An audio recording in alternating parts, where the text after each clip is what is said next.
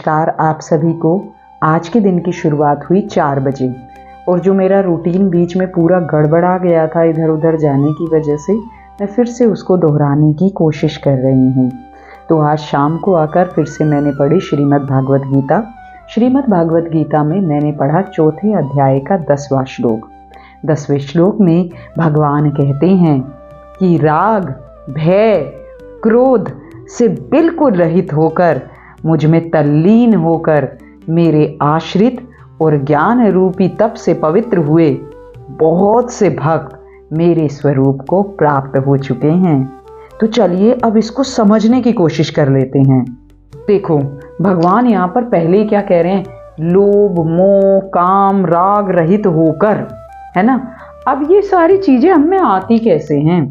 हम में आती ऐसे हैं ये सारी चीज़ें कि मान लीजिए मैं कोई भी काम करती हूँ, मैं पढ़ाती हूँ।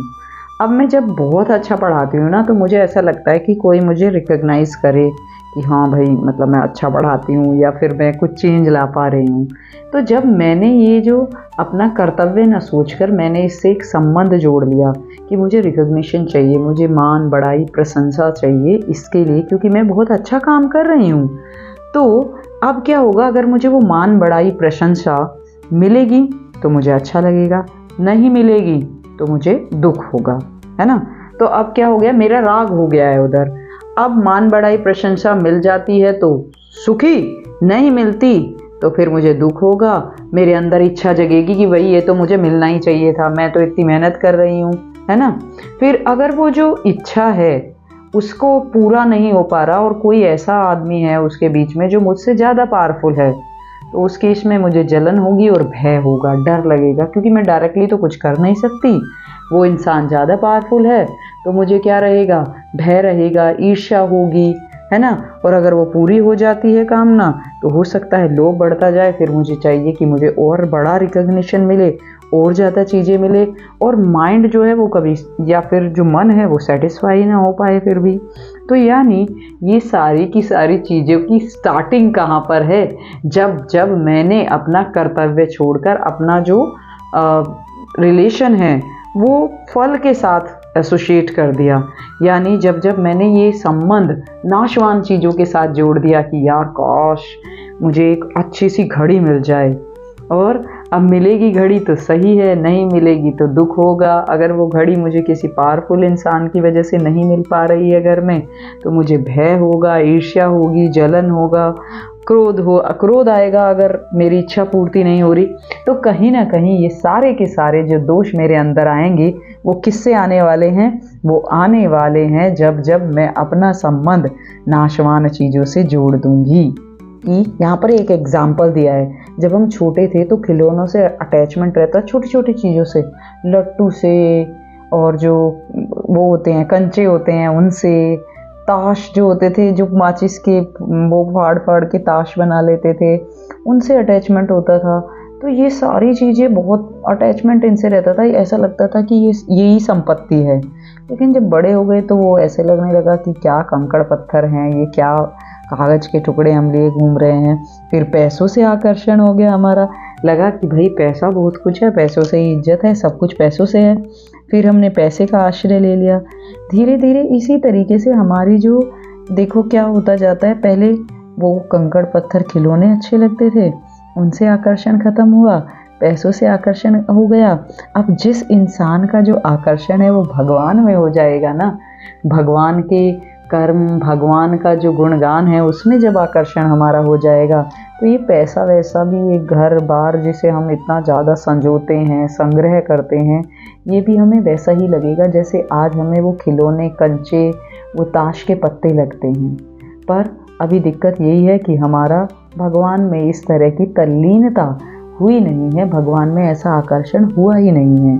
भगवान में आकर्षण नहीं है तो ऑब्वियसली किसी दूसरी वस्तु में होगा या किसी इंसान में होगा।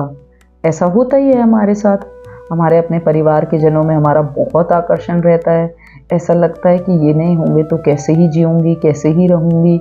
ऐसे पराधीनता, यानी डिपेंडेंट हैं हम उन पर बहुत ज़्यादा, इमोशनली और सोशली, यानी पूरी तरीके से हम उन पर बहुत डिपेंडेंट है। ऐसा लगता है ये नहीं होंगे तो कैसे रहेंगे, जीवन यापन भी कैसे करेंगे। तो हम अगर उसी आश्रय को जो हमने किसी व्यक्ति या किसी वस्तु पर बनाया हुआ है कि ये वस्तु नहीं होगी तो यार कैसे ही होगा, बताओ घर नहीं होगा तो कैसे ही होगा, तो ये जो पराधीनता है ये जब तक नहीं मिटेगी, हमारी ये जो डिपेंडेंसी है ये जब तक नहीं मिटेगी जब तक हम भगवान का आश्रय नहीं लेंगे। क्योंकि यहाँ पर संसार में सारी की सारी चीज़ें नाशवान हैं, तो हम परमानेंटली किसी भी चीज़ पर डिपेंडेंट नहीं हो सकते, चाहे वो कोई व्यक्ति हो चाहे वो कोई वस्तु हो।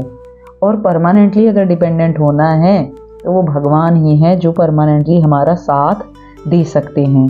उसके लिए लेकिन हमें पवित्र होना होगा। कैसे पवित्र होना होगा? भगवान ने देखो बताया, मेरे आश्रित ज्ञान रूपी तप से पवित्र हुए। अब ये ज्ञान रूपी तप क्या है भाई? ज्ञान शब्द का अर्थ यहाँ पर बेसिकली कर्म योग का जो ज्ञान भगवान बता रहे हैं ना, वो है। क्या बता रहे हैं भगवान हमें? कि हमें जो मन, शरीर, इंद्रिया, पदार्थ, वस्तु और धन, घर आदि जो भी मिला हुआ है ये सब संसार का है और संसार के लिए है। यानी ये अब भगवान ने बोला ना कि ज्ञान रूपी तप से तपे हुए, है ना, ज्ञान रूपी तप से पवित्र हुए, तपे हुए बहुत से भक्त मुझे प्राप्त कर चुके हैं। लेकिन ये ज्ञान रूपी तप क्या है? अब देखो, हमने बोल तो दिया कि सब कुछ संसार का है, मेरे लिए कुछ नहीं है, पर क्या इस बात को हम मान पाते हैं? बिल्कुल नहीं मान पाते।